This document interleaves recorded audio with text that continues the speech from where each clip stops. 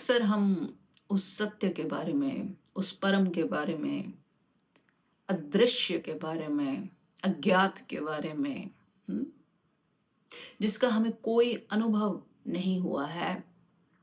जब हम उसके बारे में बातचीत करते हैं या विचार करते हैं, तब एक प्रश्न दिमाग में अवश्य उठता है कि जिसके बारे में हमें कुछ पता ही नहीं है कि वो क्या है, कहाँ जाना है, हुँ, कैसा अनुभव है। जिस दिशा के बारे में हमें कोई भान नहीं है, उस दिशा में हम जाएँ कैसे? और वो भी अपने इस जीवन को छोड़ के। फिर चाहे ये जैसा भी जीवन है, इसके बारे में हमें पूर्ण रूप से ज्ञान है, इसके सुख के, दुःख के सारे अनुभव हैं हमें, इसके एक-एक अंग को, एक-एक भाग को हम जानते हैं। हुँ? तो फिर अज्ञात में छलांग लगाते हुए व्यक्ति को डर लगना, बिल्कुल समझ आने वाली बात है। हुँ? क्योंकि अज्ञात में जाने के लिए इस जीवन की निर्मूलता को समझना आवश्यक है और उसको इस जीवन से ऊपर होना चाहिए, तभी ये जीवन हमें निर्मूल लगेगा, तब उसका मूल्य होगा हमारे लिए, है ना? तो अपने पूरे जीवन को निर्मूल समझने के लिए हमें कोई चीज तो होनी चाहिए जिसको हम पकड़ के चल सकें, जिस दिशा में जा सकें। कोई घटना, कोई अनुभूति, कोई व्यक्ति, हुँ, कुछ तो हो जो उस दिशा में हमें इंगित करे, जहां से हमें कोई महक आए, कोई सुगंध आए उस सत्य की। हुँ? तो इस केस में श्रद्धा अति महत्वपूर्ण है। व्यक्ति को शुरुआत श्रद्धा से ही करनी पड़ती है। जब भी कोई व्यक्ति उस परम की खोज में, उस सत्य की खोज में चलेगा, उसे पहले श्रद्धावान होना ही पड़ेगा। लेकिन श्रद्धा का मतलब ये नहीं है कि आप आंख मूंद कर किसी की भी बात पर, कहीं भी पढ़ी लिखी सुनी बात पर यकीन कर लेंगे और चल पड़ेंगे उस पर। नहीं, श्रद्धा का अर्थ है कि आप रिसेप्टिव होंगे। अगर आपको कहीं ऐसा महसूस होगा कि इस व्यक्ति के पास मुझे वैसी सुगंध आती है जैसे इसने कुछ अलग पा लिया हो, किसी अलग दृश्य के दर्शन कर लिए हों, तो हम रिसेप्टिव होंगे। हम अपने आप को बंद नहीं करेंगे, हम अपने आप को सिकोड़ेंगे नहीं।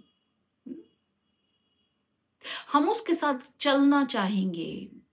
हम भी वही देखना चाहते हैं जो इसने देखा है, क्योंकि उसके व्यक्तित्व में वो दिखता है जो उसने देखा है। हुँ? ऐसा नहीं कि आँख मूंद के किसी ने भी कुछ भी कहा और आप मान गए। आपकी अनुभूति होगी, आपका भीतर कुछ आपसे कहे कि नहीं, यहाँ कुछ घटित हुआ है। आपके अंदर कुछ एक बिजली सी कौंध जाए कि कुछ अलग घटित हो रहा है। इस व्यक्ति के साथ अगर मैं हूँ, इस व्यक्ति को मैं सुन रहा हूँ या ये किताब जो मैं पढ़ रहा हूँ, ये जो घटना ये जो घटित हुई है, ये मुझे कुछ अलग अलग फ्रीक्वेंसी में लेकर जा रही है। और जब आप ऐसा महसूस करें, तब आप अपने आप को बंद ना करें चारों ओर से कि ये क्या घटित हो रहा है। हुँ? आप अपने आप को ओपन रखें एक्सपीरियंस के लिए, अपनी रिसेप्टिविटी को बिल्कुल खोल दें, ताकि वो जो कुछ भी है वो आपके भीतर प्रवेश कर सके और आपको कोई बदल देने वाला अनुभव दे सके। क्योंकि अगर अपने आप को आप बंद करके रखेंगे एक ढांचे में, तो आप किसी अनुभव को ग्रहण नहीं कर सकते। आप शब्दों को ऊपरी रूप से ग्रहण करते रहते हैं, करते रहते हैं, करते रहते हैं, पर कभी आपने सोचा कि भीतर से कुछ अनुभव क्यों नहीं होता? क्योंकि आपने अपने आप को बिल्कुल पेटी बंद करके रखा हुआ है। और कारण कारण बड़ा सहज सा है, कारण भय है। आप कहेंगे नहीं भय तो नहीं है, पर भय है। मेरा आग्रह है इस बात पर कि भय ही कारण है। क्योंकि आप जब भी कोई ऐसी बात सुनते हैं या पढ़ते हैं या किसी भी ऐसे व्यक्तित्व के निकट आते हैं, तो आपका जो अपना जीवन है, वो हिल जाता है। आपके जीवन की झूठ की परतें गिरनी शुरू हो जाती हैं। असत्य गिरना शुरू हो जाता है। आपको असत्य दिखाई देने लग जाता है। हुँ? वो जो इतनी चद्दरों के नीचे आपने ढाका हुआ है, वो बाहर निकलने लग जाता है। तो आपको भय पकड़ता है कि ये क्या हो रहा है? हुँ? आप जानते हैं कि जो हो रहा है वो ठीक हो रहा है और वो सत्य है, पर फिर भी आपको भय पकड़ता है, क्योंकि आपका परिचित आपसे छिनता है और आप अपरिचय में जाना नहीं चाहते, क्योंकि वहां क्या है आपको पता नहीं। अभी बड़े मजे की बात है कि यहाँ पर भले ही दुख है, पर दुख से भी आप परिचित हैं, तो आप उसके साथ भी राजी हैं कि ठीक है, दुख परिचित ही सही, पर है हमारे पास। परिचित दुख है, हम ठीक हैं उसके साथ। लेकिन अज्ञात में क्या है, आप नहीं जानते। वो मिस्टीरियस है। वहां पैर कैसे रखें? हुँ? तभी आप हिलना नहीं चाहते। आप जहां हैं, आप वहीं अड़ के बैठ गए हैं। क्योंकि वो हिलना-डुलना फिर आपके अहंकार को भी हिलाता है। एक तो ये भय हुआ और दूसरा फिर एक बात और सिद्ध होती है इससे कि अगर कहीं ये व्यक्ति ठीक है, तो फिर हम गलत हैं। अगर इसकी बातें ठीक हैं, तो हमारी बातें गलत हैं। और जब आपकी बातें गलत होनी शुरू होंगी, तो आप भी गलत होने शुरू हो जाएँगे। और कौन अपने आप को गलत मानना चाहता है? कौन ये कहने को राज़ी है कि मैंने जो किया गलत किया, मैं स्वयं गलत हूँ? कोई नहीं चाहता। बहुत हिम्मत चाहिए, गट्स चाहिए ऐसा कुछ मानने के लिए। अपने आप को असत्य स्वीकार करने के लिए बहुत गट्स चाहिए। हम में नहीं है इतनी हिम्मत। इसलिए अगर कोई हमें कुछ कहे भी उस दिशा में, कुछ इंगित हो भी, तो हम उसी को ही गलत बताने लग जाते हैं।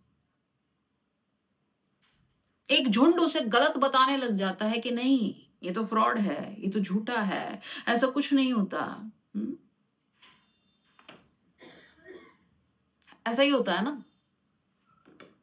पर अपने आप से एक प्रश्न पूछिए कि क्या कोई बात आपको छेड़ती नहीं? अपने आप से आप एक प्रश्न पूछिए कि अगर कोई व्यक्तित्व आपको उस रूप में छेड़े कि आपके भीतर हलचल हो जाए, तो क्या वो सत्य नहीं है? अगर वो सत्य ना हो, तो उसने आपके अंदर हलचल पैदा की ही कैसे? झूठ? झूठ तो हलचल पैदा नहीं कर सकता। वो सत्य है, तभी आपकी ज़मीन हिल जाती है। तभी आप उसको इतना ज़ोर से दबाने की कोशिश करते हैं, ताकि आपकी श्रद्धा ना बने उस पे। क्योंकि श्रद्धा अगर बन गई, तो श्रद्धा फिर अपने से ऊपर की बनेगी, अपने से नीचे की नहीं बनेगी। तो मनुष्य इतना बेईमान है कि फिर वो दूसरे को अपने से ऊपर मानना भी नहीं चाहता। एक तो भय है, फिर अहंकार है और फिर ये भी नहीं चाहता कि मैं इससे नीचे दिखूं, जबकि वो जानता है कि मैं नीचे ही हूं। और इस चीज को पुष्ट करने के लिए वो सदा उम्र उसी अज्ञान में, उसी असत्य में जीता रह सकता है, पर उस ओर नहीं जाएगा जहां पर जाके उसका जीवन बदल जाए।